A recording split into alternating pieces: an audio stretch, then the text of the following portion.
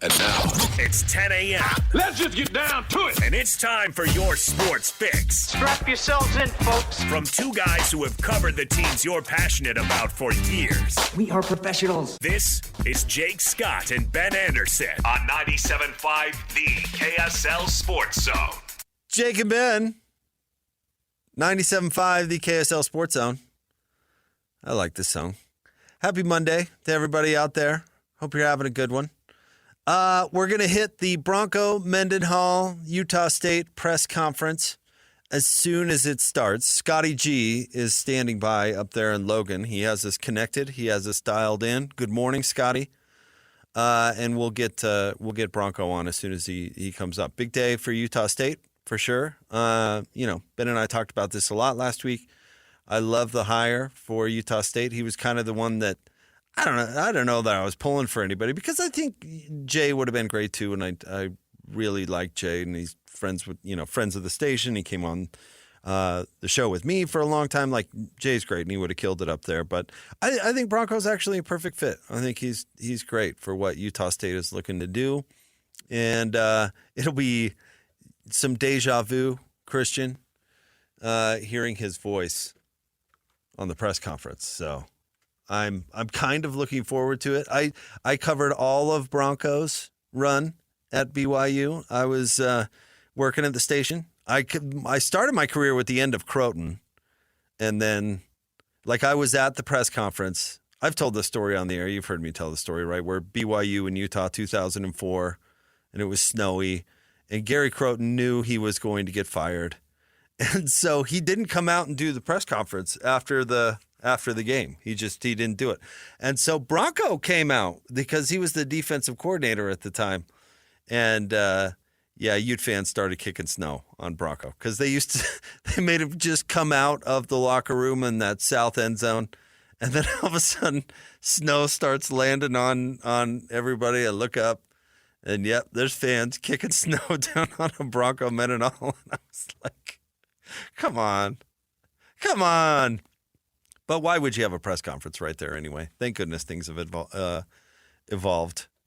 But yeah, so I covered Bronco's entire run, and it was a great run at BYU. He won 99 games, which is amazing, and really pulled the program where it was under Gary Croton was not good. It was not good on the field. It was not good off the field, even though the controversy that ended up being kind of the tipping point was proven that it didn't happen. So, but it was an example of other things going on. Gary, from my impression, kind of pulled the old, there's an honor code, but is there really an honor code? And that laissez-faire attitude toward that particular policy did not serve BYU well, and it didn't set up the athletes for success either. I mean, anyway, the program was in bad shape, except for it had some good players that just were not or were ready to take a step forward. John Beck, for example, was on the roster. So Bronco inherited an NFL quarterback, which is pretty sweet, but he'd also, the Ben Olsen situation had been mangled, so there was, and Ben turned out to be injury prone. But anyway, the point is, Bronco inherited a situation which was not ideal, and he built a heck of a program and did it pretty quickly. And not only did it on the field, but he went the opposite way with BYU, where he leaned into BYU and what BYU was all about. That's what the situation called for at the time. And I'm sure Bronco thought, I'm never going to get another recruit again. It's over for me. But it's what the job calls for. And he's kind of this guy who, and I believe him when he talks about this stuff, and I don't believe all coaches when they talk about how, well, they're above that and about more about discipline and creating good humans and that sort of thing. And that's what Bronco, he puts his money where his mouth is, and he takes jobs that aren't layup awesome jobs. He takes jobs that are difficult. UVA is a tough job. BYU is a tough job. Not that you can't succeed, but it's a tough job because of the circumstances of the university itself. In UVA, it's different circumstances, but same type of thing. New Mexico, different circumstances, but same type of thing. And Utah State, different circumstances, but same type of thing. Now, more resources than New Mexico, I think, which will be helpful for Bronco. And he's going to play in a league where they can win some games if they do things the right way. And I don't think it's necessarily disaster talent-wise up there at Utah State, but in today's day and age with transfers and NIL, he's going to have to basically flip the whole thing, which might not be a bad thing. So we'll see. He had immediate success at New Mexico, and I would expect, he had immediate success at BYU. I'm trying to think. He 500, I think, his first year. I'd have to look into. They went to a bowl game every year he was there. Yeah, so they were 500 his first year. Hi, Ben. Hello. How are you? Oh, I'm doing great. We're waiting for Bronco Mendenhall. We're doing what I call in the biz treading water, waiting for a press conference to start, which thanks for being timely, Bronco. Here I am talking about what a disciplined guy you are, and you're 4 minutes late. This is not the most difficult job he's walked into. No, that would be New Mexico. I think New Mexico and even Virginia with I don't know, you would know this better than I do. You're an ACC guy. Not that there was expectation to win, but it's the fact that there is no expectation to win. It's hard to break that culture that you're going to turn that into a place where you can win, and he did. Well, here's why Virginia was actually a really good job. And they're crazy for firing Bronco. They really are. You can get players to Virginia. Go back and look at the last 20 years of NFL players, and you'll see some UVA guys that you're like, oh, dang. And they just underachieved like crazy. Yeah. So Bronco kind of took the same talent level and just, coached the team. Right. As opposed to some of the other guys who were like, you know what, I'm going to try UVA. Yeah. Ducking out and seeing a movie.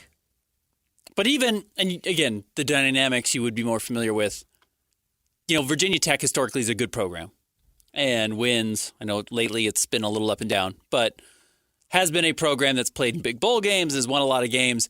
UVA has always been number 2 in that area, right? But here's the thing, and this opinion frightens me, but it's actually relevant locally too. But Virginia Tech hasn't historically won. Okay. Frank Beamer won at Virginia Tech. And after Frank Beamer left, and even toward the end of Frank Beamer, it wasn't great. But you go back and look, Ben, when Bruce Smith played at Virginia Tech, awful. Huh. Just awful. But Frank Beamer was great. So I get, a lot of things get back to similar concepts that we talk about, like great coach or great job. I don't know. I'm worried that one might be a great coach thing. Yeah. You know what I mean? Yeah. That might be a great coach thing. But UVA's never had a great coach. And Bronco, is at very least, I think even the most ardent anti-Bronco folk out there will tell you that he is a good coach. Yeah, he is. Because he is a good coach. So, do we want to hear from the president? We want to hear from Sabo at the very least, yeah. All right, let's dial in. Are they getting started? Not yet. Okay. We're communicating with Scotty. Okay. Shout out to Scotty. I gave him one earlier, location. But that's a return shout out to Scotty. So this is and bringing up, good job, good coach. All right, let's go to the press conference. All right, here is President Cantwell and Athletic Director Diana Sabo. Let's throw to it in Logan. Media are lovely, but my community members who are here, our community members, have been so freaking instrumental in getting us to this point that I really want to shout out to all of you who are members of our local community. You are so important to me.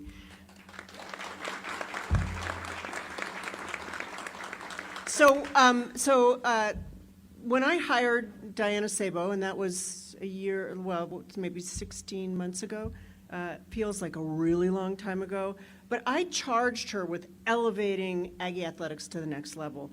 And we are doing just that. So we are rising, our student athletes are succeeding, our community continues to support us and elevate right along with us.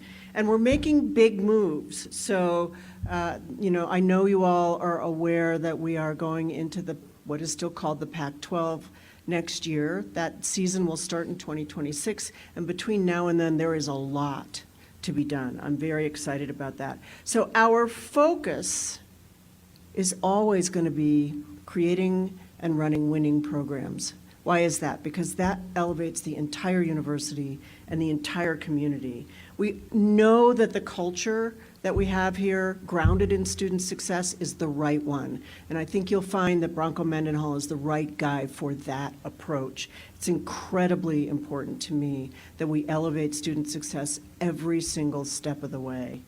The impact of a champion level football program is unbelievable. And I know many of you are invested or steeped on the athletics side, but I can tell you as a university president of a public service university that it elevates us everywhere. And there are a lot of reasons why, but I believe in this football program, I believe in Bronco Mendenhall, I believe in Diana Sabo, and I believe in USU, and they all go together. So we're very, very, very fortunate to have Bronco Mendenhall on board. He is the right person for this time. He's who we need at USU to propel us into an incredible future. Thank you all for being here.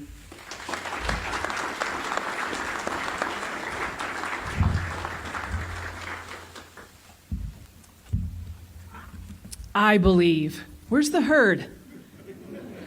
Let's go. Wow, this room is impressive today. My heart is full of appreciation.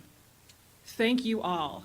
Thank you to our university community, to our deans and our vice presidents who carry out our academic mission. Thank you for our football players who are here today, our athletics coaches, and our student athletes, our community, our investors, all of you.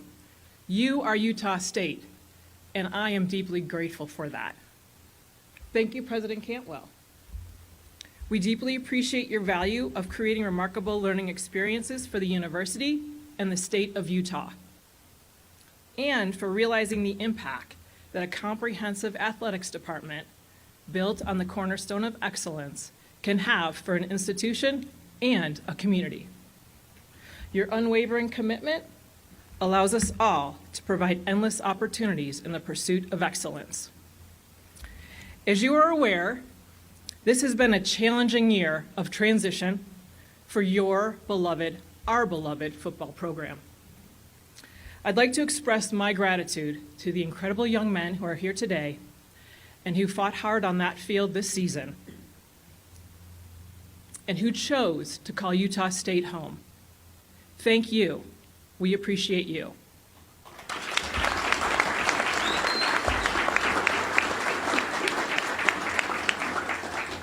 I'd also like to thank interim head coach Nate Dreiling.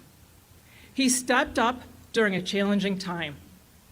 He did a fantastic job keeping this team together, and he is a phenomenal coach and even better human.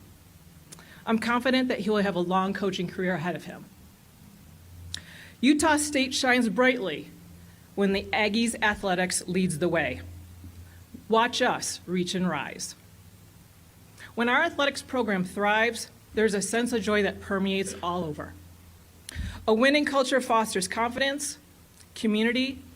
It is inspiring to students, faculty, and alumni alike. This is about creating a standard and an impact every single day. This is about finding our next head football coach and a family that wanted to be in Logan and wanted to be a part of our Utah State University community. This is about growing football, not simply sustaining it year over year. I've had numerous questions about our football head coaching search. This was a national process. I received a lot of calls of interest from very well-qualified candidates, from members in the NFL, from former Aggies, from Division I position coaches and coordinators, and from several sitting head coaches. There was intense interest. You all should recognize that and hold that dear. To that end, I made the decision early that we needed the experience of a sitting head coach to develop our young men and daily address the complexities of this changing game of football at the Division I level.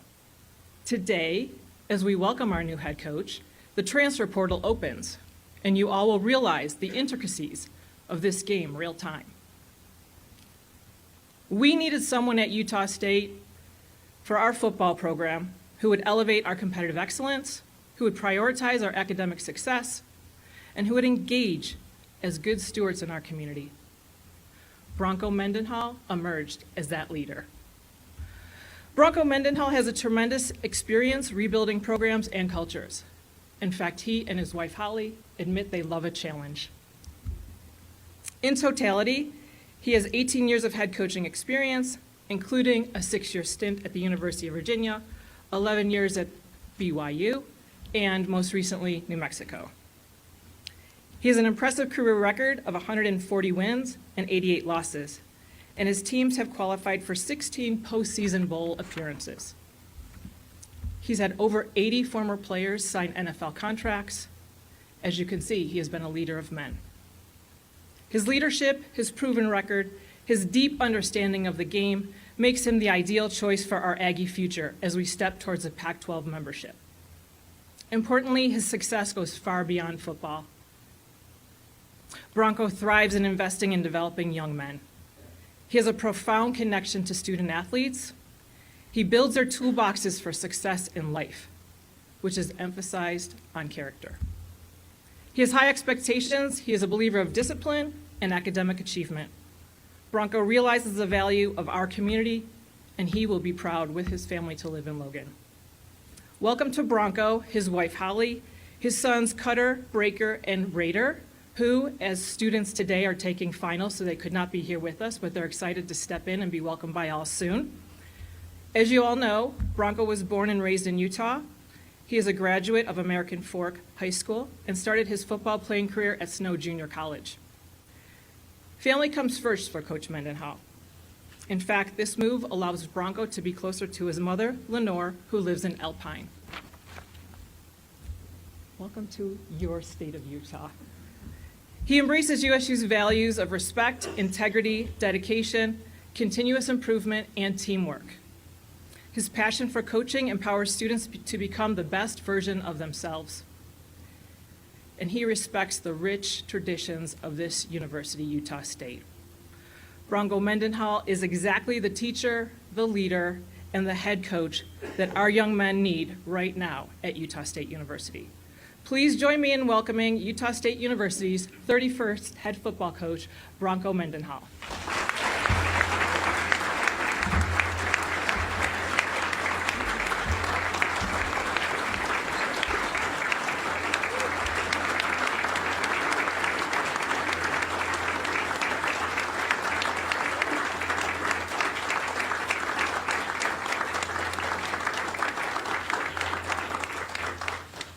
So to welcome the Mendenhalls to Utah State,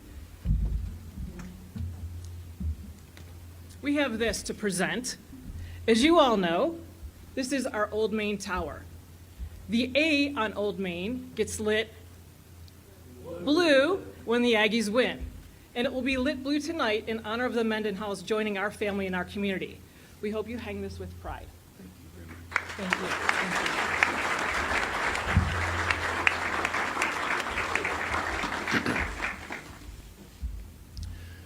It's always nice to start with a standing ovation.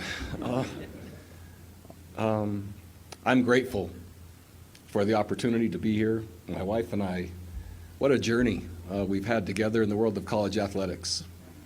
As we were building a ranch in Montana 2 years ago, we craved influence and impact on young people. That is the greatest thing that we get to do, is influence and impact the next generation to become more than we are, our generation. And I see some maybe a little older than I, some similar, some younger. In my opinion, the world of college athletics, it's the ideal platform to develop amazing young people from. At the same time, championships matter. And so what you'll be getting with the head coach in myself is that, yeah, results absolutely matter, But how we accomplish that, it matters even more. I care about these young people, who they become, what they do with their lives, how they play, but ultimately, if they're influencing this community in a positive way, if they're becoming amazing young men for their families, if they're able to contribute in society with all kinds of memories of championship experiences here, that looks like success to me. There isn't anyone on the planet that will have higher expectations for our players than I. The greatest gift I can give is that of extreme expectations. Some say high, and that's not enough. Extreme expectations mean, Coach, how am I going to do that? And my normal answer is, I'll help you. In most institutions where I've been, it was the highest grade point average in school's history, followed by the most service hours in school's history, followed by the most success on the field in school history. Those things have happened at the same time. Many in the world of college athletics today think those are mutually exclusive, that there's not enough time and all we care about is football. It will take everything our players have to keep up with the football demands. And quite frankly, it won't be for everyone. Each program I've inherited and had a chance to lead, not everybody stayed, and not everybody wanted this approach of really high expectations. This current team, they didn't choose me. They'll have a chance to choose me over the upcoming months. But let's face it, they weren't the ones that chose. And so that relationship will grow and develop and become, and ultimately the relationships formed will be outstanding. I believe in the power of choice and enabling young people the power of choice. The expectations for the program will be so clear and so transparent and so consistent with fierce accountability that really it doesn't allow anyone to remain neutral. You're with us or you're not. And ultimately, people that are with us can accomplish things that are remarkable. When that collective is committed at the level that these kids will be, it's remarkable what they can accomplish. And that's what will be asked of them. I've united a staff, or I put together a staff, almost all of which who have played for me. That's atypical in college football. 15 of my staff members have history with me as their head coach. University of Iowa, I think, has 3, maybe 4. Many don't take this approach, but when you ask as much, when the vision is this clear, when it's atypical in the direction of college football with what's required, it's usually not for everyone. I do think it is for Utah State University. I think it's for the state of Utah. I think it's for Logan. I think it's for this institution. And I think it's for college athletics. And I think more schools will need and value an approach like this. And it's, quite frankly, the only way I can make sense of being a Division I college football coach. And that's who these kids are becoming. So having said that, we're thrilled, my wife and I, my staff, and honored. We're very clear that there's interest in football here. This turnout shows that. Amazing football transforms communities, and who would think that could happen, right? The Aggies winning in football and doing it consistently and well and doing it the right way, it can become the identity not only of the community but an entire state. I love the idea of the majority of this team coming from our state. I love the idea of us being dominant in our footprint. I love the idea of diversity. I love the idea of difference. I also like the ability to unite.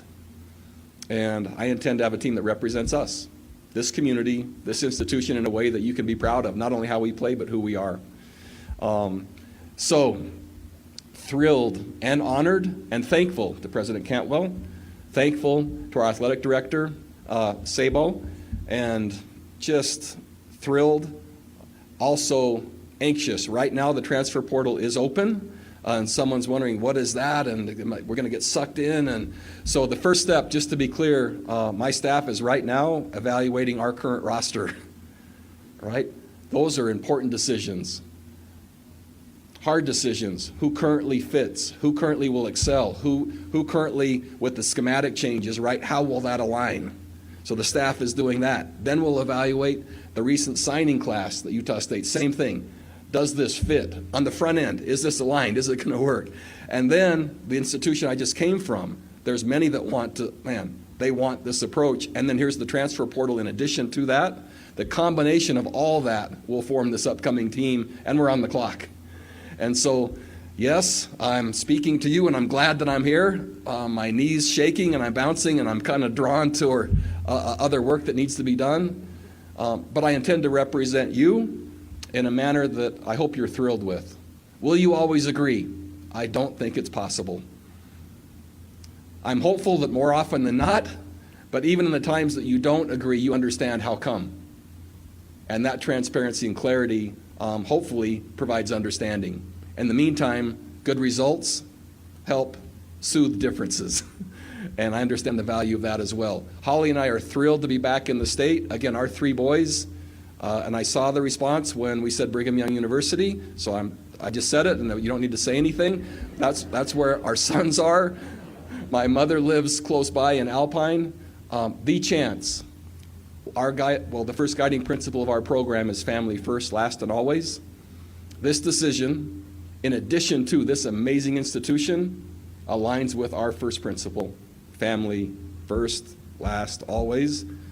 Who in the world gets to lead an amazing football program into a brand new era with such a rich tradition and do it with the support of their family in the same state? Who gets to, I think we have the best job on the planet. I'll do my best to act in that manner with not only results but integrity, and appreciate you and your support and willingness to be here. I look forward to a long partnership and a lot of success. Thank you very much.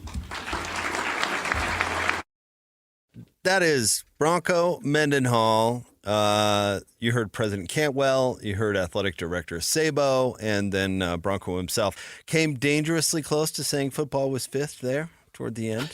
Reminded us about the family. I told Christian it was going to kind of be deja vu. Yeah, and was. There were a few some Broncoisms. A few of those moments for sure. I wonder how much turnover there's actually going to be. 60%? Like a lot. Yeah, at least. Yeah, I right? think there's going to be a lot. Bronco excited to get back at it. It makes some sense that he's got family in the area, and getting closer to family was a priority for him. I could understand why this job was attractive to Bronco. More money than New Mexico, better donors than New Mexico, closer to family. Well, I'll tell you who's thrilled about it is Diana Sabo, who sounded like she just won the lottery. You know what I'd like about Bronco if I'm in her situation? And actually, look, I think she's done a good job. She got Utah State into the Pac-12. She hired a good coach. I think she took over a really difficult a difficult position, and has for the most part done really well. And I know there's been communication issues, and we'll see what happens with the lawsuits, and those are big. Those could still dictate how we look back and grade her performance as an athletic director there. But on some of the major things, she's done a good job. The nice thing about Bronco is he's the type of guy you can kind of hand it over to, right? Just get out of the way. And I'm not saying she needs to get out of the way. Again, I think she's done an okay job. I'm just saying, if I wanted to hire somebody who was just going to be all-encompassing and be able to handle all the responsibilities that come with being a head coach, you can trust Bronco to do those, and that's why I would like that hire. Yeah. You're not going to babysit Bronco. He doesn't need to be babysat. I agree with you in a very specific way, though, which I've been consistent about, talking about why I think Bronco would be a good fit for the job. Not that others wouldn't, again, but is because she's not going to have to interact with the police as much. Ideally, the DOJ goes and says, "Oh, there's nothing going on here with Bronco." And I'm serious. Fix that. Start there, and then we'll worry about other things. Yep. But let's improve our behavior. Let's prioritize the right things, and then we'll go from there. And I think Bronco will do that. And again, not that others could not or did not or whatever, but I'm pretty confident Bronco's going to put a lid on that whole thing. In the right way. Not you're not going to hear about it, but actually it's going to stop. They need to make that clear. Yeah. Correct. Yeah. Because some coaches would have taken the job and gone, "Oh, you'll stop hearing about that for sure." Certainly, no one's going to be talking about it. That will be off your radar. No. I am confident he will do something about that, and then figure it out on the field, and do all that other stuff that he talked about there. Get the most out, molding young men, all the things. Absolutely, have at it. But start with the behavior first. And again, not that people there are responsible for things of the past. I mean, that's why this is such a delicate. But like, if you want to talk about culture and that sort of thing in sports, like, there's a great place to start. Shout out to Coach Whit, and we'll talk about this. He has it up on his board of core principles to respect women. Yeah. Nailed it. Correct. Right. Simple, straightforward, correct. That's the standard. And if you don't live up to that standard, then You're gone. yeah, it's not going to work here. Yep. You know, put that in. Start there and then build. And Bronco will do that for sure. Agreed. All right. Stay tuned. We'll do top 3 stories coming up next. Jake and Ben, 97.5, the KSL Sports Zone.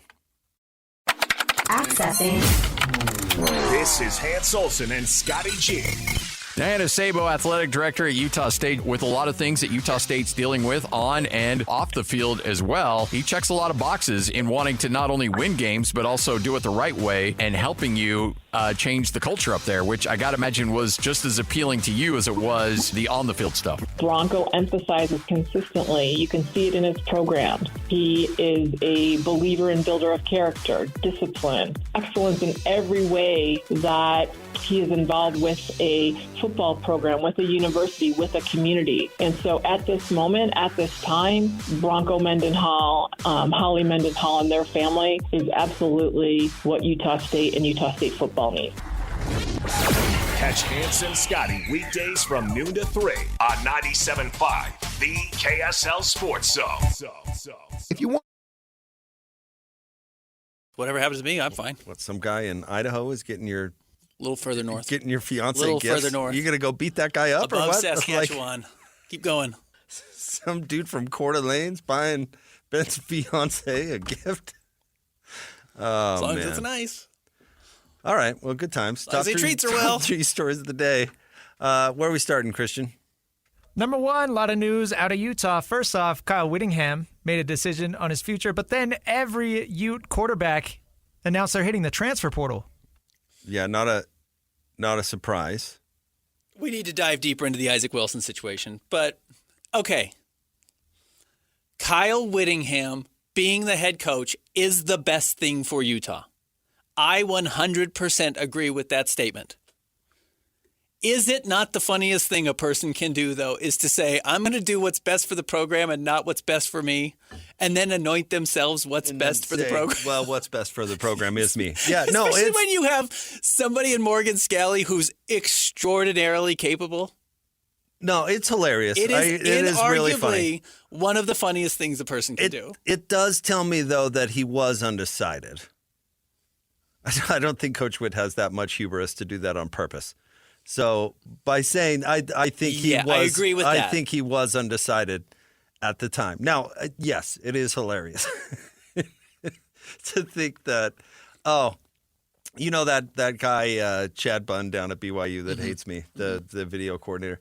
Part of the reason he hates me is because we made jokes about the Bob Mady Videographer of the Year, and how he was part of the group that started the Videographers Organization, and then the first year that they gave out the Videographer of the Year, the Bob Beatty Award, it was to Chad. And so we made jokes that, like, he's standing up there and he goes, and the inaugural winner of the Bob Beatty Award is, well, it's me. Yeah, right. Well, what a surprise. Who better? Who better? So he probably hates that. Yeah. And for good reason. That's probably pretty mean. But Coach Witt, yes, we will make the decision that is best. We need to find for the program the perfect person for this job. What a surprise. That would be me. Now, the nice thing is, and again, like I'm an unabashed Kyle Whittingham fan. Like, I think Witt is a great head coach. He's going to be a college football Hall of Famer. He's the right guy for this job. As long as he's there, Utah is in position to compete for 10 wins every year, and that's the same. I feel the same way about next year, regardless of what happens with the offense. And listen, Morgan's going to be fine. This is what he signed up for. I mean, they're giving him extra money per year because he's the. It's actually kind of the issue with the coach in waiting. With coach in waiting, it's the golden handcuffs. Yeah. You can't leave. Right. You're the next head coach here. So, but we can also string you along as long as we want. I think Morgan will get his turn if that's what he wants, and don't. Usher out. Honestly, to get back to my Frank Beamer point from earlier, don't necessarily be in a hurry to say goodbye. Yeah. Because now, again, Morgan will have every chance to succeed, and I think certainly Ute fans, but the sports community hopes that when it's his turn that he does. But that is far from a sure thing. Yep. There have been a lot of good coordinators who have taken head coaching jobs and not had the same success as their predecessor. I love admitting when I'm wrong. This one, I was wrong 1 week. Ben, the same week, Virginia Tech hired Justin Fuente and UVA hired Bronco Mendenhall. Right after those two coaches fist fought in the, what was that stupid bowl game? Boca Raton. Is that what it was? I can't remember what it was. It might have been. Where Puka Nakua sucker punched that guy? I went to the radio airwaves and said, "Home run Hokies! Yeah. This guy can coach." And then I said, I don't know if Bronco's going to work out at UVA. I mean, he's taken his whole staff from Utah. What do they know about recruiting, Virginia and all, on and on and on? Boy, was I wrong. Yeah. Bronco killed it. And Fuente is the bozo of bozos. So don't be in a hurry to say goodbye to a really good coach because the next guy isn't guaranteed to be that. Totally agree. Witt's a good coach. As long as he's there, you're in good hands. And by the way, it's not like he's not Joe Pa at the end of his run. Like, Witt has plenty of energy to do the job. Agreed. All right, what's next? Number 2, BYU. They're going to face Colorado in the Alamo Bowl. You had mentioned this a couple of weeks ago, and I hope it's the case. The talk is that Colorado wants to play all their guys. That's kind of Deion's thing. If everyone plays, this is a great game. Yeah, I think so. I hope so. This is one of the better non-college football playoff bowl game matchups. I also like Iowa State, Miami, so Big 12 involved in a couple of those, which means probably to me that Big 12 got jobbed a little bit in the college football playoff. That's why the teams were. That's why we have good teams playing in non-college football playoff games, is because you probably could have squeezed another Big 12 team in there had you truly wanted to. But I like those two games, and then if Shedeur and if Travis Hunter plays, it's a cool game for BYU. We can talk more about the playoff later. Because I think we don't have the time at the moment. And I think it's controversial, Ben. Mm-hmm. So we can get to that. But as far as BYU taking on Colorado, I'm excited about it. I got to give Deion credit. That's a good team. This is a good matchup. And I wish it would have happened in the regular season. But these conferences are so big, nobody plays anybody anymore. So why would we hope for that? Now we get it in a bowl game. Great. It almost feels like BYU Utah in the Vegas Bowl in a way where it's like, well, I wish we would have seen it in the regular season, but I guess.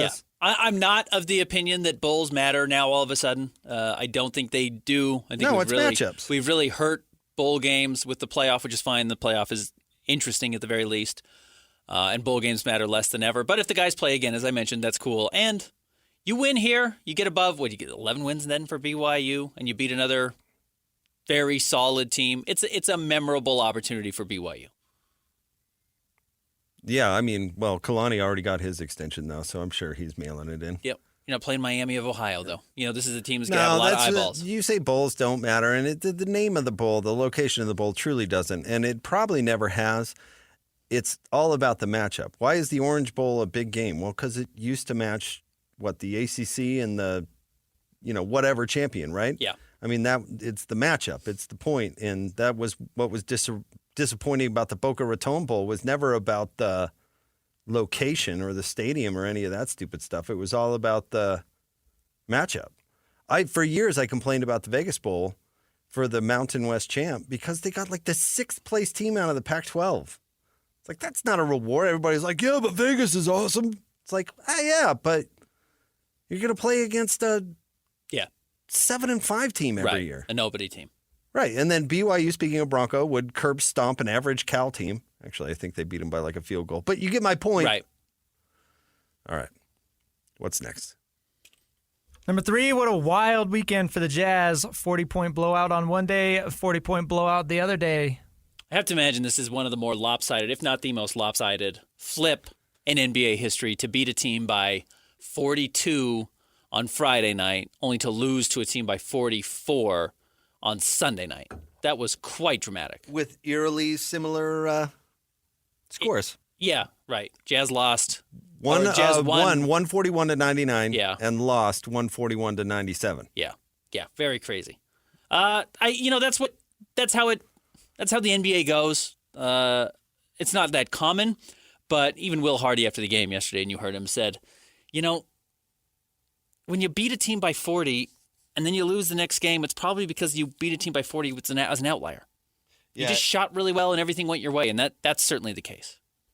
There was only one relevant thing that happened in both games, Ben. That's my hot take for you today. Just one.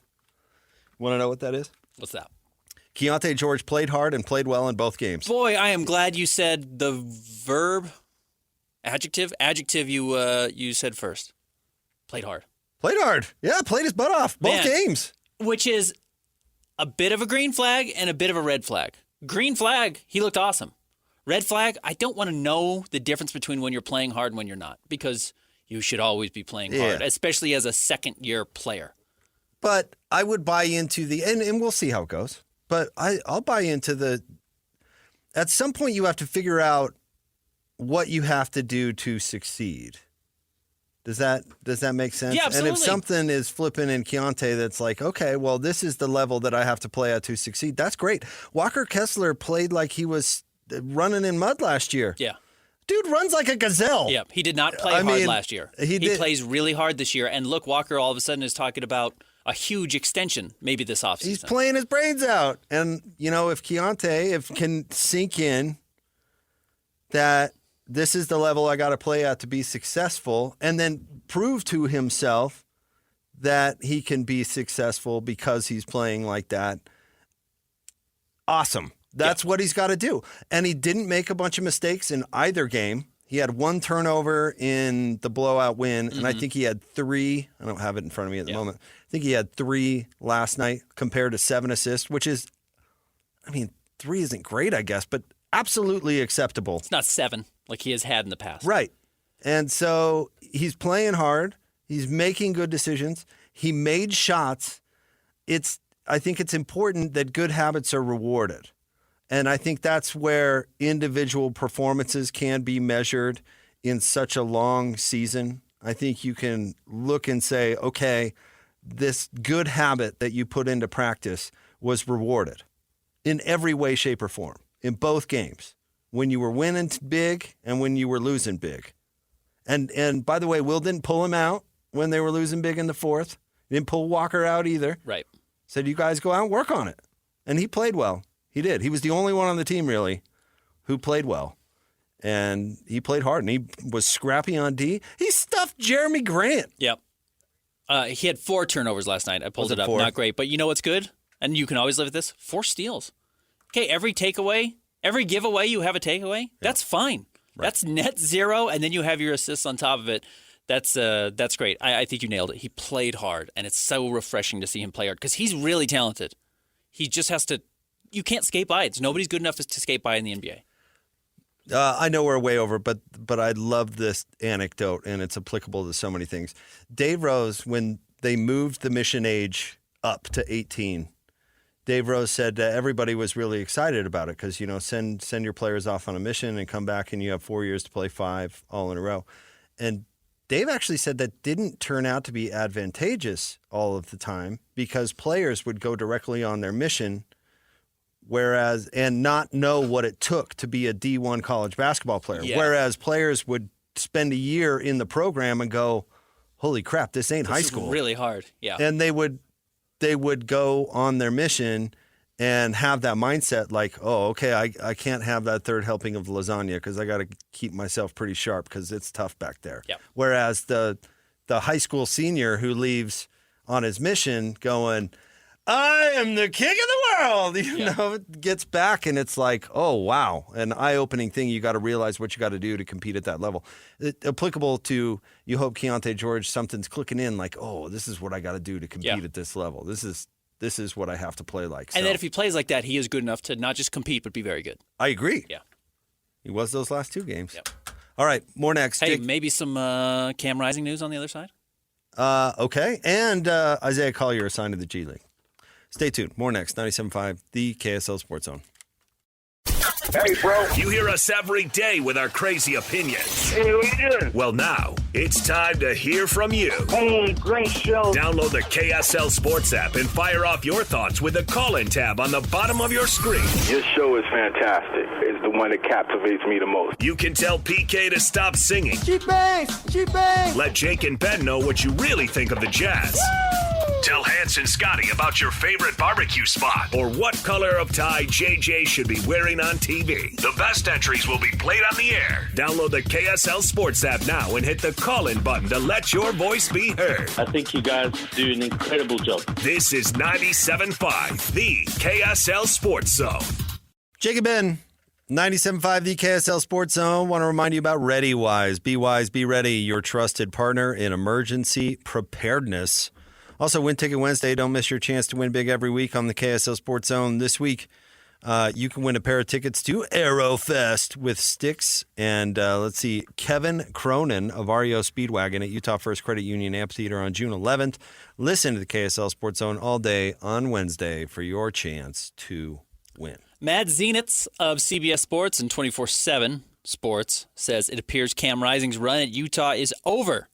The current expectation is that the star quarterback won't be back with the Utes next season, sources tell CBS and 24/7. It's unclear whether Cam would go to the NFL or would apply for a medical redshirt and try and play an 8th year of college football. But no, he's going to play again. He should. I would think so. I think that's his best opportunity to make money. And I bet he plays at a big school. I don't know, maybe another Big 12 school, but I bet it's a big school. I always thought Washington would make some sense for him. I don't know, 2-time conference champ. But I don't get the celebration. I don't understand that. Why would you, if he's good enough for Washington, why wouldn't he be good enough for you? I agree with you. Now, if you felt like you needed a totally clean break from the old regime and the new, and you want to give Jason Beck the opportunity to just bring in his guys, you're going to change the culture. It's going to be different faces. You're going to force everybody else on the team to adjust. And I don't mean force in a bad way. I mean, you just say, like, there's no defaulting to, well, we've got Cam, so we can just talk about Cam or rely on Cam. You want to change the mindset. I would believe that. But I do share your opinion that if he's the best option, just play the best option because quarterbacks are impossible to find, which is why people love Cam Rising in the first place. He was a light in extreme darkness for Utah in quarterback play for a while. If he's truly an all-conference quarterback, you'd be crazy to pass. I don't get that. I don't even really get or agree with the clean slate thing, to be honest. Like, that doesn't make any sense. Would you expect, like, I can't think of it, if you're North Carolina basketball and Hubert Davis takes over and he's like, I'm going to cut the whole team so I can start fresh. Yeah, right. Now, we've got some. That doesn't make any sense. Got some dudes, actually. No, you got an all-conference quarterback and you're like, I don't think I could work with that guy. What? Are you serious? Now, if you don't think he can stay physically healthy, that's an issue. If it's going to cost X amount of dollars in NIL, I think that's an issue as well. Listen, no one can stay physically healthy. I mean that no one can. Certainly, there's no guarantee that because you move on from Cam, your next quarterback plays 12 games. And they're going to run the read option. That's what Beck's going to do. Yeah. Listen, if this guy from New Mexico comes, he's going to get hurt. Yeah, and he's little. I mean, and I'm not trying to jinx anybody, and I hope he plays every game if he comes to Utah or wherever he goes. But the odds of that are like none. I will say this. If you feel confident that you have a better option than Cam, that's fine. But if you don't know, I would definitely welcome Cam back. Like if you said that, throw a random name here. Again, I'm not.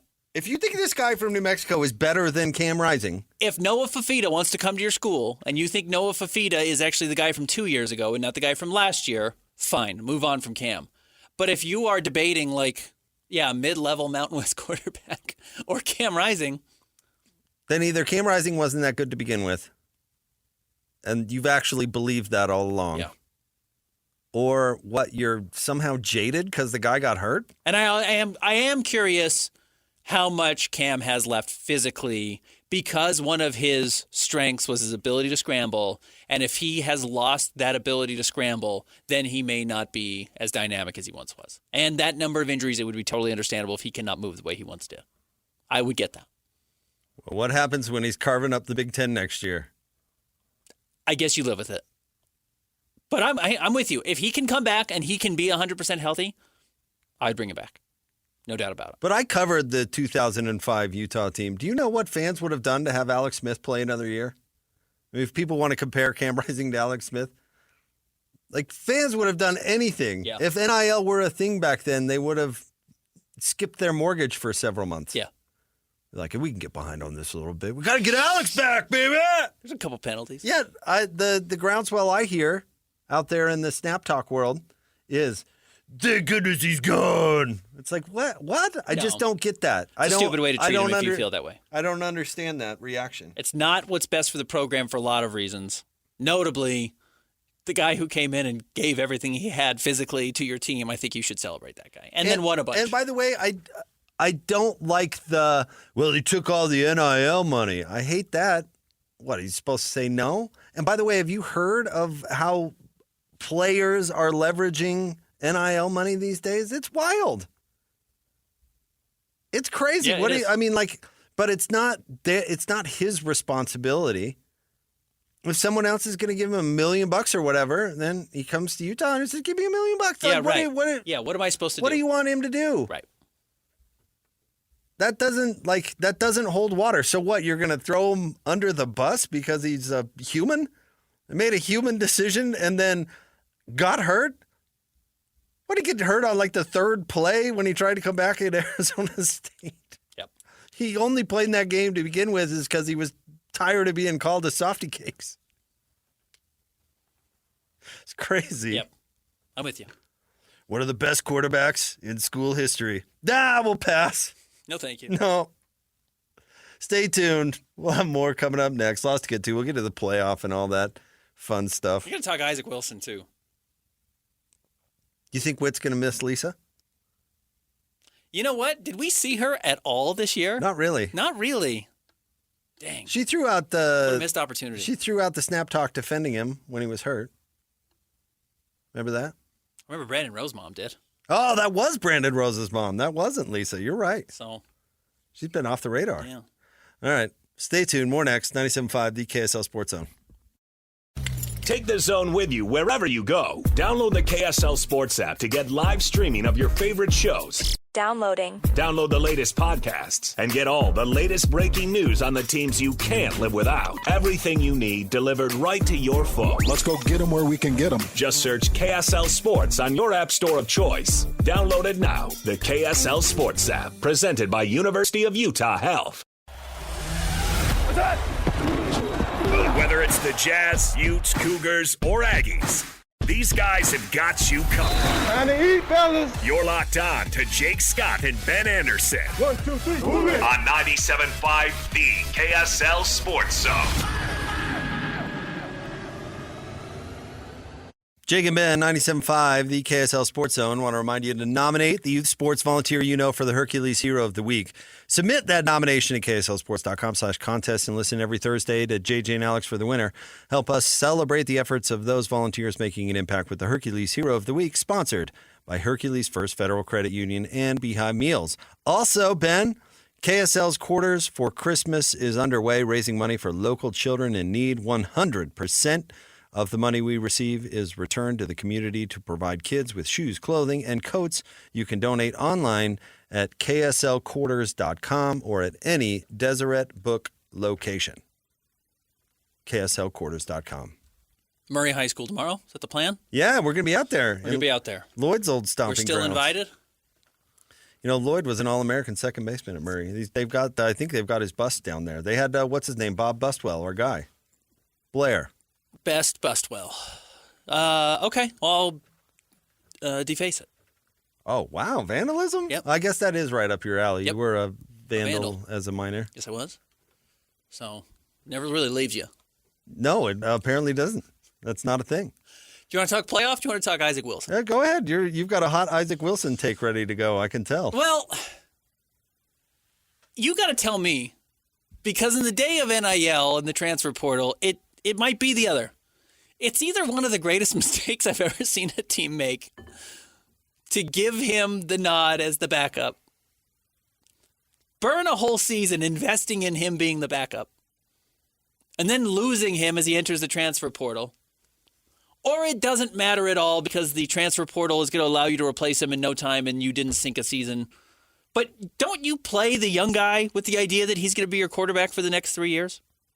Or 4 years? Isn't that the whole reason why when Cam Rising goes down in game 2,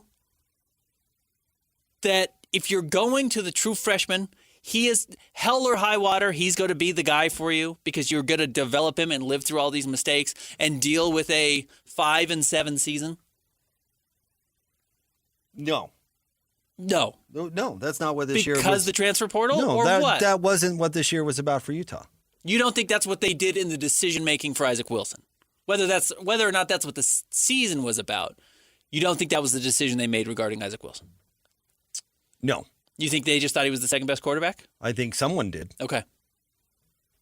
I mean, that's open for debate. I mean, I would say I think Andy Ludwig did. Okay. Because I think he's the one who made the decision.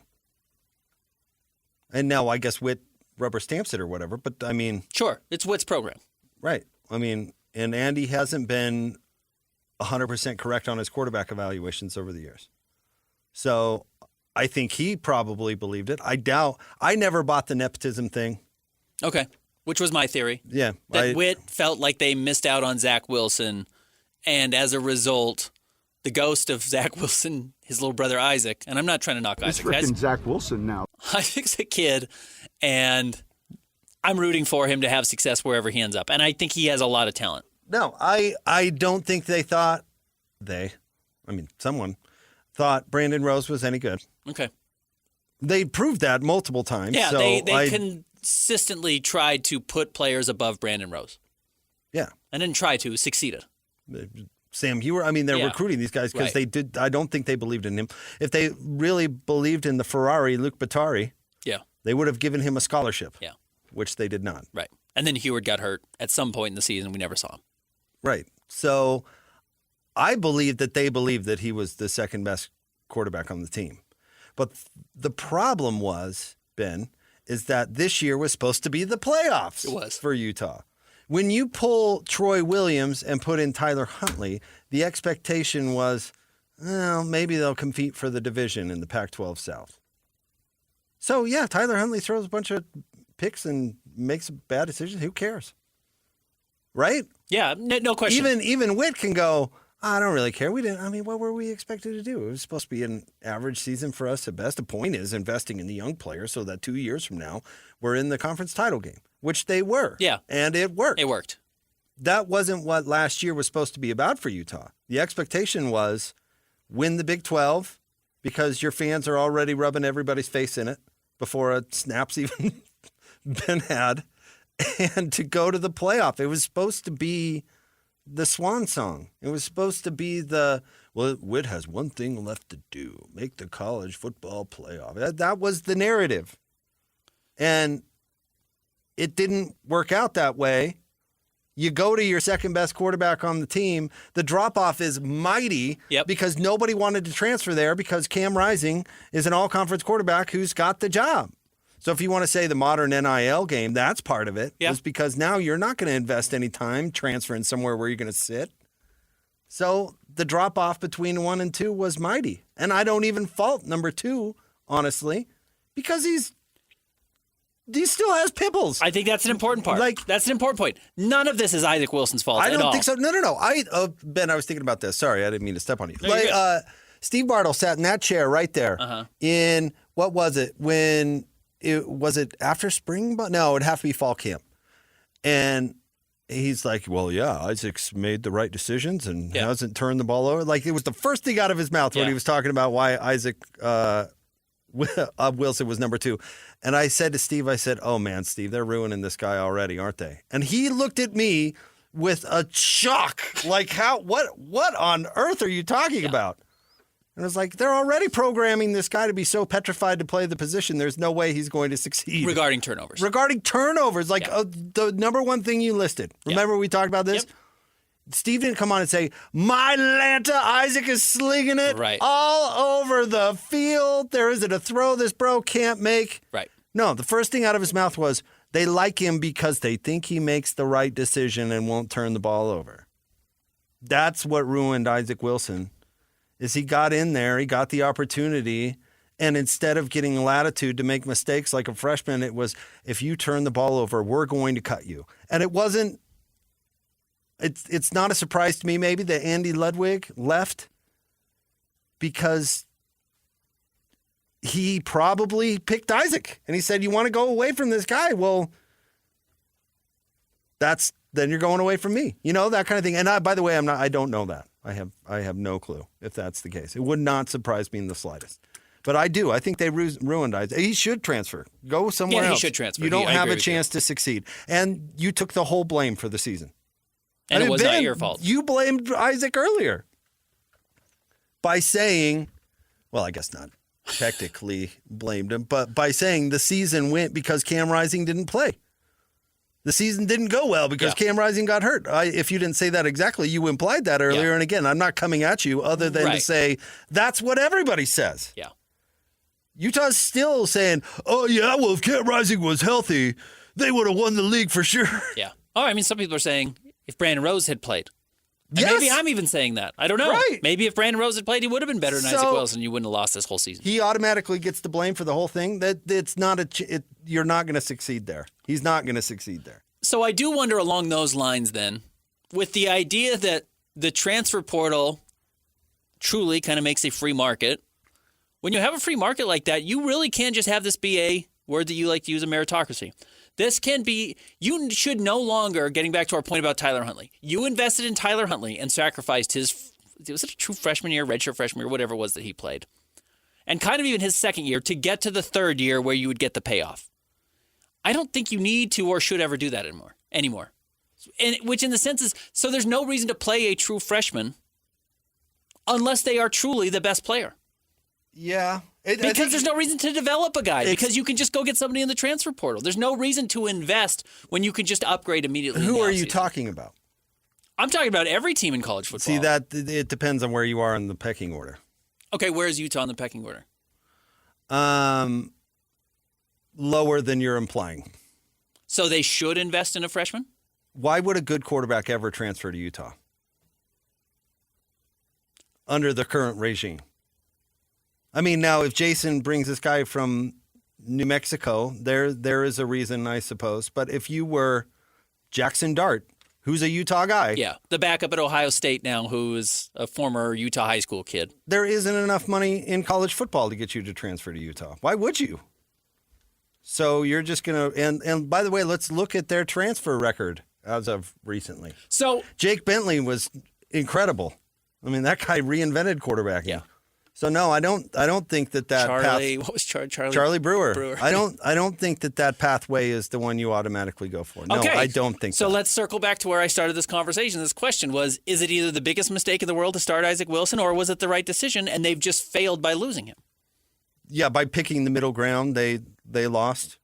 Like you either got to start a freshman and stick with him, hell or high water, like I said, or don't ever play a freshman. Because they're going to look bad. Why do you think people should absolutely listen to the show every day? Because we talked about it when they put him as number 2 on the depth chart. You made that decision then.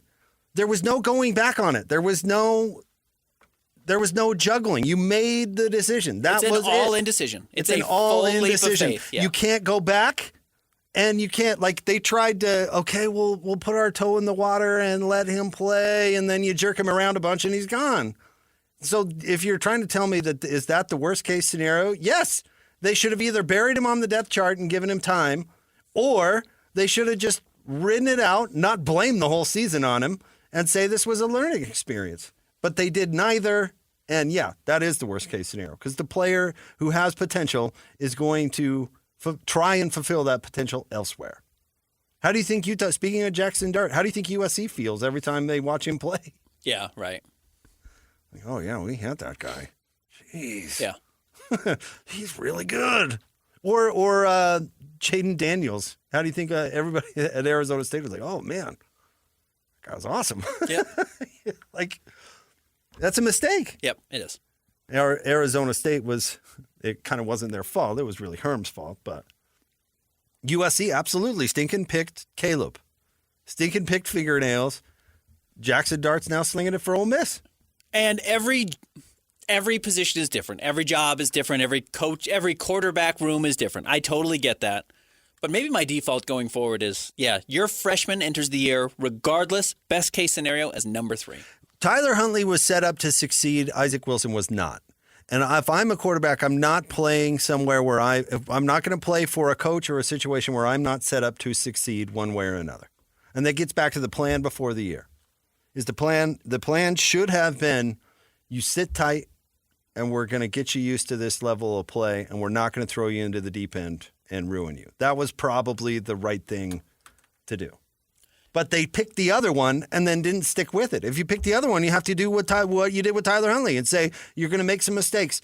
And it's going to lose us some games. But you know what? You're a true freshman and we think you're going to be good sometime. And by year 3, it'll be worth it. But now you can't get to year 3. But that didn't fit into the expectation level for Utah, so they couldn't do it. You're right. It could have, though, more so if you had started the year with Isaac at 3 and just left him there. Right? Oh, I don't think Brandon Rose, I don't buy into that for a second. I don't think Brandon Rose was saving anything. I don't think the Ferrari Luke Batari was saving anything. I don't think somehow they were the answer to Utah winning the league. I don't buy into that in the slightest. Okay. If you believe that Isaac was the second best quarterback there, then I believe have no they problem. believe that, Okay. but I don't believe he was any night and day better or worse. Then again, I think you make the decision by not putting him third and putting Brandon Rose in front of him. Fine, but you got to make that before the year, and then you can't go back on it. Yes, That's you the have point. to make that decision before the year. So, they messed it up for sure. And maybe Isaac goes on and is great somewhere else. Maybe he's not. It's beyond the point. BYU fans always like to point to the fact that Jake Heaps never became some legend. Mm-hmm. It doesn't mean that they didn't bungle that situation terribly. Right.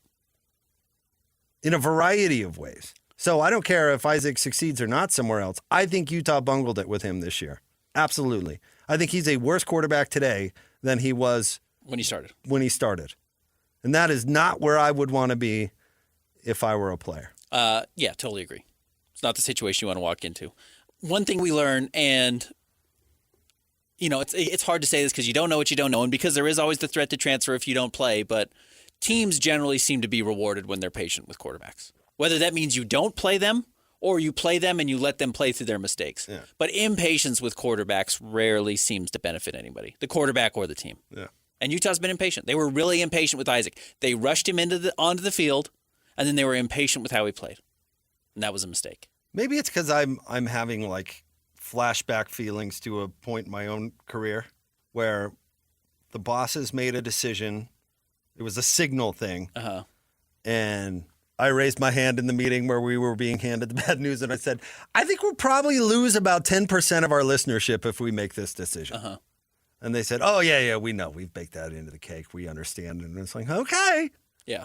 Well, if you understand. And then the next ratings book comes out, and sure enough, about 10%, there's about a 10% drop-off. And I get called into the office, and hey, what's going on? And it's like, what do you mean, what's going on? Right. What are you talking about? What's going on? Yeah. We talked about this. And you know how much they cared? None. Yeah. Zero. Right. So Isaac Wilson probably told Whit, hey, dude, I had my prom 3 months ago. Right. This is all happening very quickly. Yeah. Everything is fast. There's no way I'm going to be able to play without making mistakes. And they probably told him, don't worry, dude.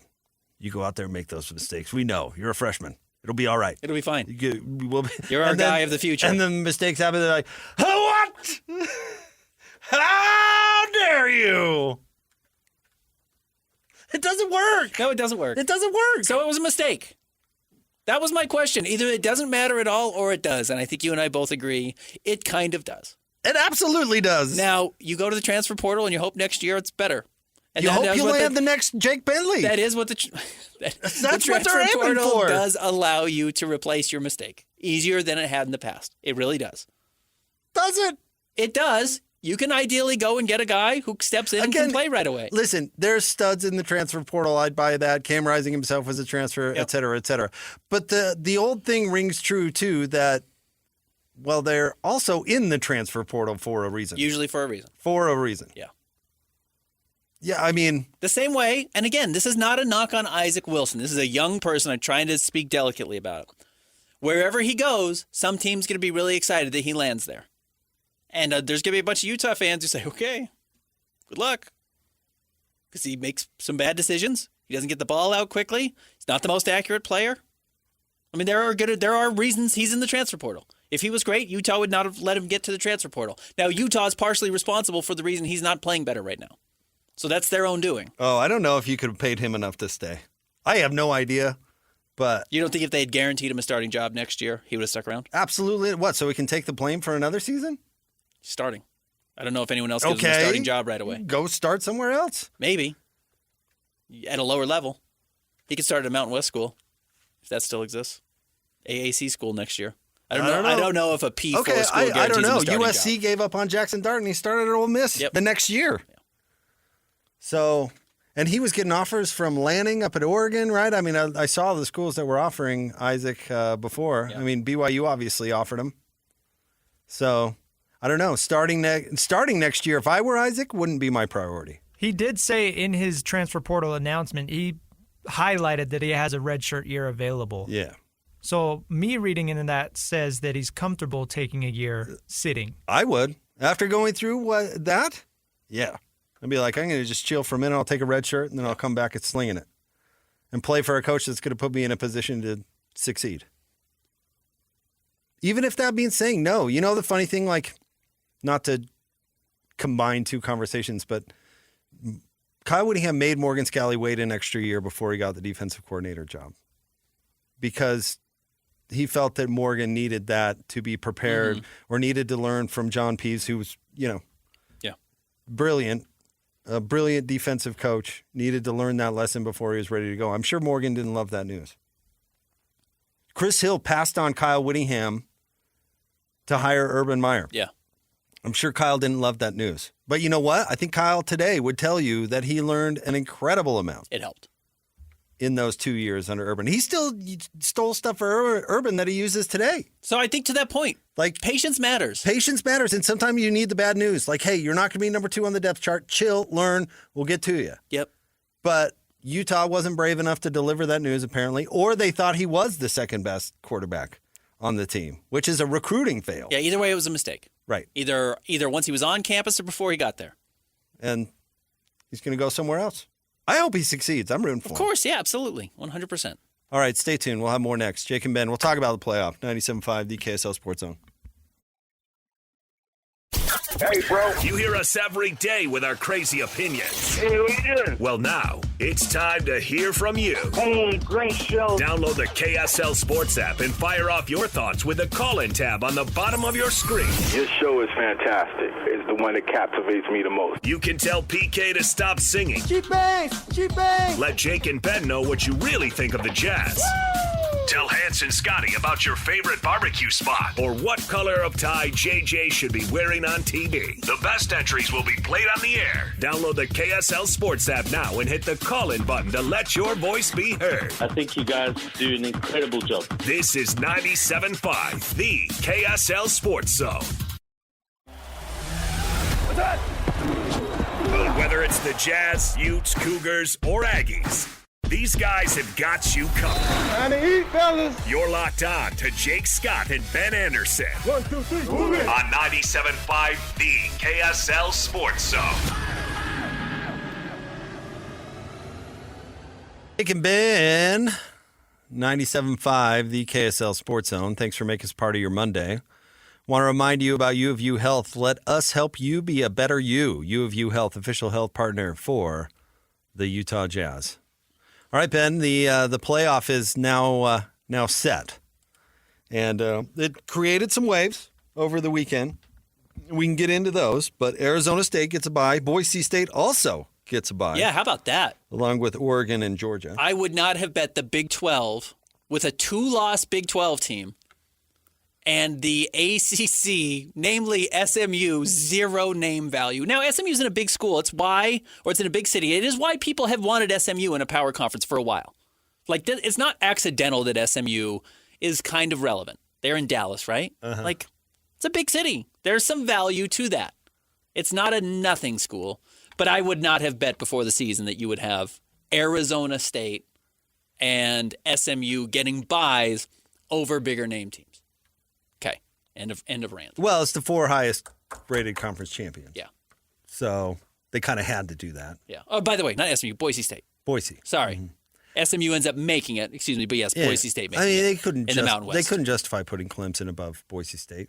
There's no way. No, there's so like I don't know if it was that much of a gift. Now SMU getting in is the controversial part, and I kind of you know what, it makes me laugh. We had this big long thing about programming and a programmer picking all these games, and the pressures that go into the decisions that they'd make. What is hilarious about SMU making it to me?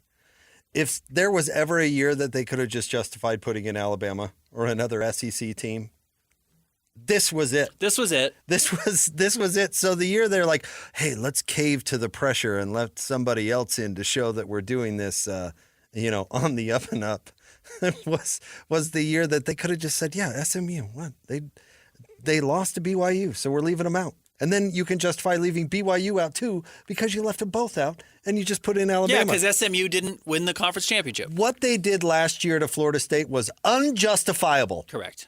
Unjustifiable. Right. And they held up the middle finger to us all and did what they wanted to anyway. This year, they could have easily just added another SEC team if they wanted to and say, oh, yeah, SMU wasn't good enough. Yeah, it's Alabama. We're going to let in the tide. You know how many people would have raised the stink? Like none. Nobody would have cared. SMU isn't good. You told me they stunk when they lost to BYU. Jake, would you rather watch SMU, and you're a lunatic, so you're a bad person to ask, but average Joe, would you rather watch Penn State, Alabama, or Penn State, SMU? Everyone's going to say Penn State, Alabama. I don't know what to tell you. Every single person would. Now, the way SMU lost that game made it really difficult to keep them out. Now, 21-7 at the end of the third quarter, or first quarter, excuse me, everybody in the college football playoff was licking their lips to get Alabama in. They thought, oh, man, let this game end 42-14, and Bama is in. But the fact that SMU tied it with 19 seconds left and still found a way to lose, which was a mistake. Well, but the Clemson fact that they did tie too. Clemson does stink. I'm totally with you. Clemson stinks. That The only reason league Clemson stinks. is in is because they get the automatic entry. So to let SMU in now opens the door to all sorts of criticism. Like the Big 12 is a better league right now than the ACC by a lot. There are so many bad teams in the ACC. So many just dreadful programs. Yeah. That this wasn't the year to reward them with 2 bids. You know what I mean? That doesn't make any sense. So you open yourself to criticism on that front. And then BYU beat SMU. Yeah. We saw that result on the field. The Cougars were victorious. I didn't think we'd come in here today talking about how BYU got screwed, but by letting SMU in, BYU got hosed. Yeah.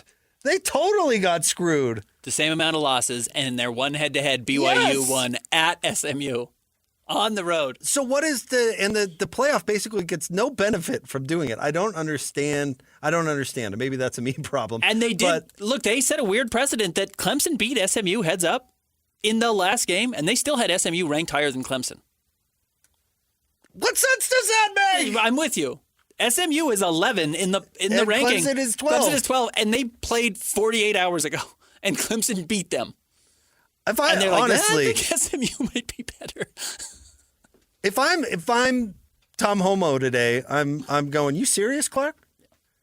Because you know what, Tom, if Alabama would have gotten in, Tom would have just gone, well, Alabama. SEC bias, I guess, we'll go enjoy playing Colorado. But they let SMU in. Tom's got to be like, wait, what? What? You mean the team we beat on the road? Her? You mean that? Yeah. You mean that team? Yeah.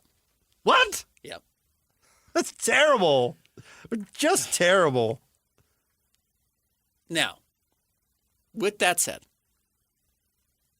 I am of the opinion, and this applies to everything in sports, so this is a way bigger conversation. I'm not trying to derail our conversation about the playoffs, but this hit me also with the NBA Cup that people have been talking about. My real theory in sports right now is we've got to stop trying to fix things. Oh, I've been saying that for years. It is your term. A cat in the wall. It's a cat in the wall. It's a cat in the wall. Essentially, again, if you haven't listened to our show a lot, a cat in the wall is the idea that you're trying to get a cat out of the wall, and the way you do is you keep putting more cats in the wall. It's from an Always Sunny in Philadelphia episode. We got to stop trying to... cat. That's what we need. We got to stop trying to fix stuff. Stop putting cats in the wall. Just stop. Look, no, what not, and we knew this was going to be the case.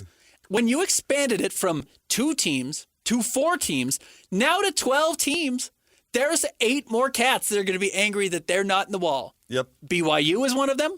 Alabama's one of them. Iowa State could be one of them. There's 5 other teams that could be in this conversation that feel like they should have been there that are not today. You're not going to fix it. You're not going to make them happy. Stop trying to fix it. Just do your best. And you know what, college football playoff, even though I know the committee, I know you make it up as you go along. I know there's no precedent. I know there's no rules. I know you're just making it up. Stop listening to other people and just do what you do and it's fine. Stop trying to fix it. We don't need to change. I heard complaints that Oregon does not get a big enough benefit for winning the number 1 seed. Penn State, and actually they're right. Now, look, maybe Arizona State looked awesome over the weekend. Arizona State looked like the best team in college football over the weekend. They steamrolled Iowa State. It was awesome. But Penn State might play Arizona State, who people perceive as the worst team in the playoff, and I don't think they actually are. I think they're pretty good. And then might play Boise State in the second round if they beat Arizona State. And everyone's saying, you mean SMU? Penn State plays SMU. Penn State plays SMU. And then they'll play Boise State in the second round. I apologize. Thank you. Yes, SMU and then Boise State. Arizona State plays the winner of Clemson and Texas. Yes, they do. They got the bye. Okay, apologies. But people are thinking it's not an Arizona State conversation. It's a Penn State conversation. People are saying, well, how does Oregon face a much more difficult path than Penn State does? Well, A, they don't. Oregon has a bye. Penn State has to play. It's much harder to get past the first week when you have to play versus when you don't. Oregon's already punched their ticket. But yeah, you're not going to fix it. What do you want to do? How much easier can you make it for Oregon? I don't know. Stop trying to fix it. Why are people assuming Tennessee and Ohio State are any good? Yeah, right. Exactly right. Why are they just assuming they're better than Boise State? Because they have name value. But yes, it's just like we got to stop trying to fix the NBA Cup. We got to stop trying to fix the college football playoff. You can't. Clearly, you can't. If there was an obvious solution, we would have done the obvious thing.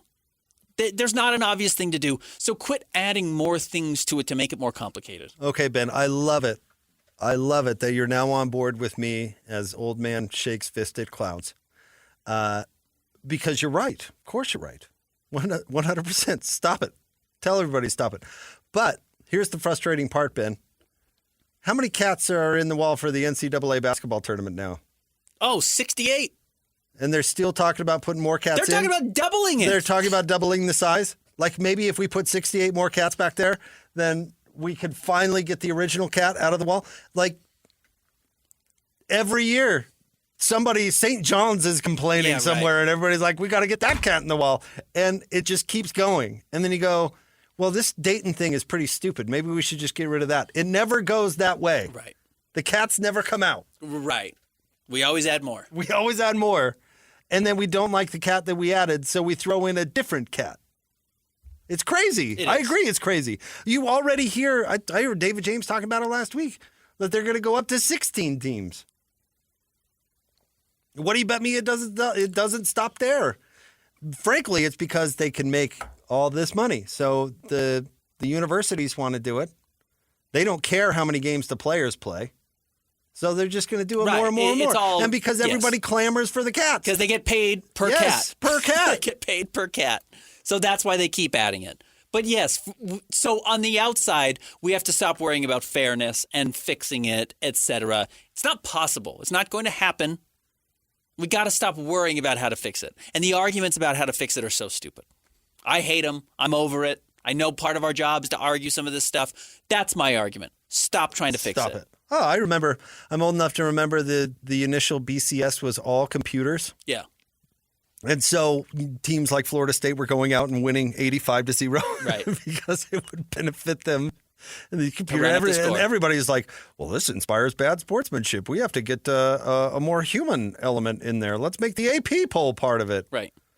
And then it just evolved from there. And now we've got a stupid committee of corrupt bozos hired by Mickey Mouse. But again, this goes back to BYU's national championship. What happened after BYU won a national championship? They're like, the system's broken. We got to get a cat in there.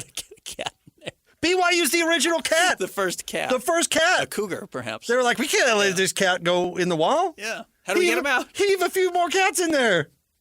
And and now we've got some sort of traveling cat circus. So stop trying to fix it. Quit worrying about fixing it. It's not going to get fixed.